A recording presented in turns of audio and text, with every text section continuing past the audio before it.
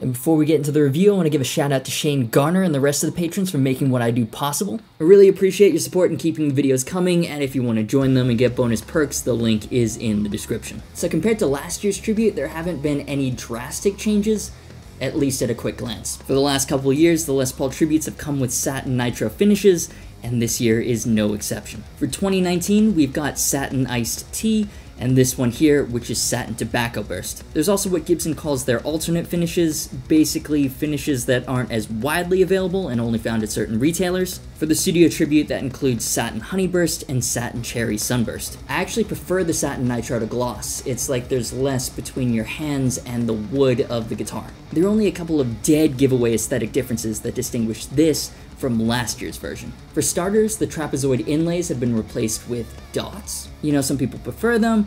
Personally, I think it makes this guitar look cheaper than it actually costs, and cheaper to previous year's versions. The pickups, which we'll talk more about later, are now uncovered. And lastly, the top hats with silver inserts have been replaced with standard vintage amber top hat knobs. The overall result is a guitar that looks its place in the current Gibson lineup, but also lower end than either the 2017 or 2018 editions. Looks aside, you've still got a full thickness unbound mahogany body with a carved maple top and a 22 fret unbound rosewood fingerboard. Now, new for the current year edition, the neck is now made of maple instead of mahogany. Without getting too much in the tone wood debate, maple is generally regarded to cancel out some of the lower frequencies, giving the guitar a brighter tone, though to what extent is another contentious aspect of the debate. Maple is, however, a relatively heavy wood, and so the body has been given Gibson's ultra-modern weight relief. So it doesn't feel like a super heavy Les Paul, and still feels well balanced with the strap. Now, playing the Studio Tribute is a blast. It's like they've taken the heart and essence of an American Les Paul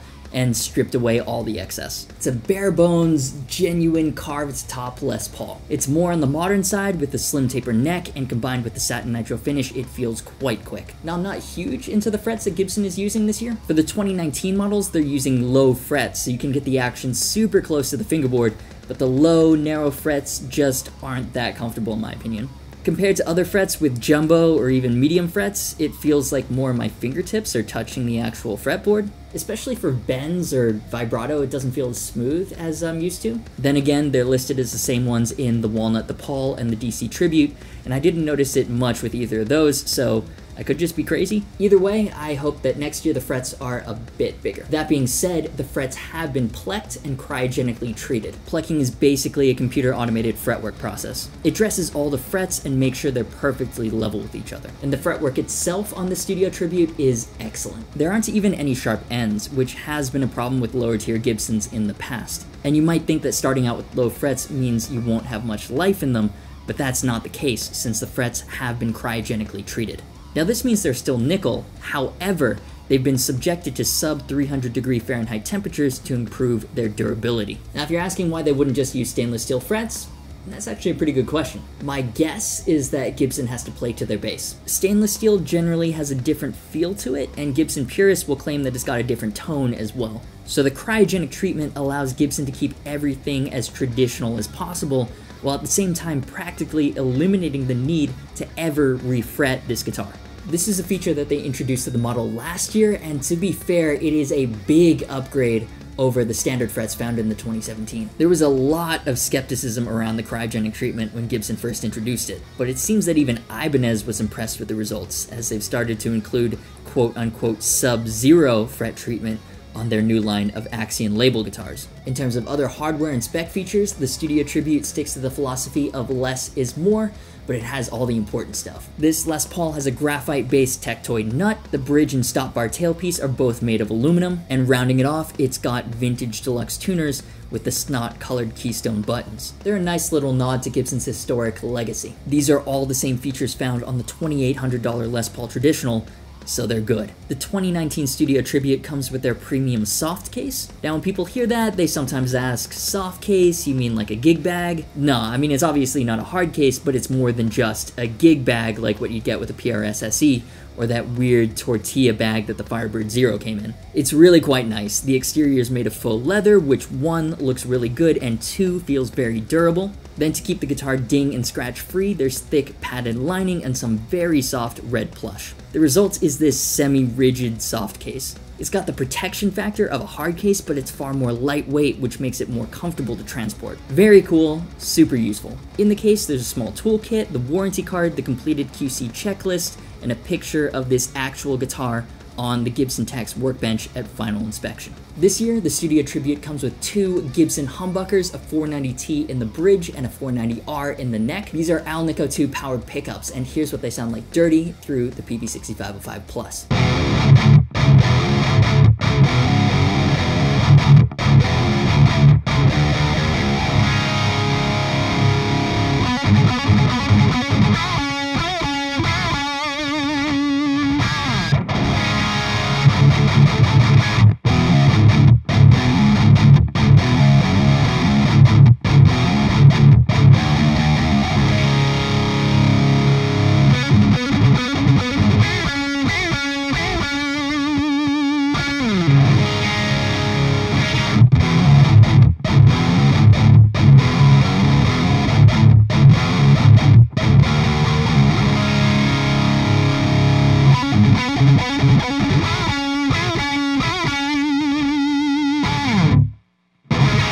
And here's what they sound like clean through the Marshall DSL 100H.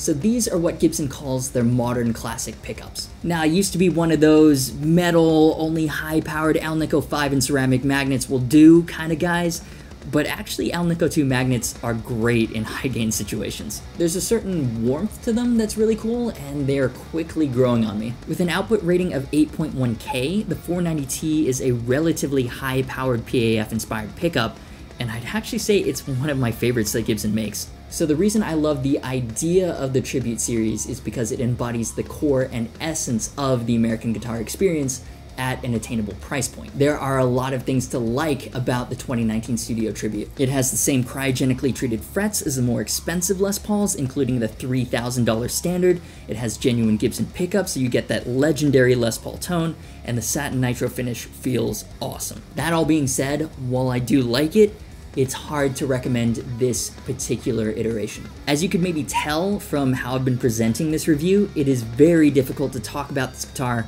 without comparing it to previous model year versions. And that's where this guitar runs into a problem. With the 2018, yes, there was quite a large price increase from $899 to $1099, but they also introduced cryogenically treated frets, which will save you money down the line on a refret, or lack thereof. With the 2019, they've increased the price again from $1099 to $1199 and intentionally made it look lower end. Why?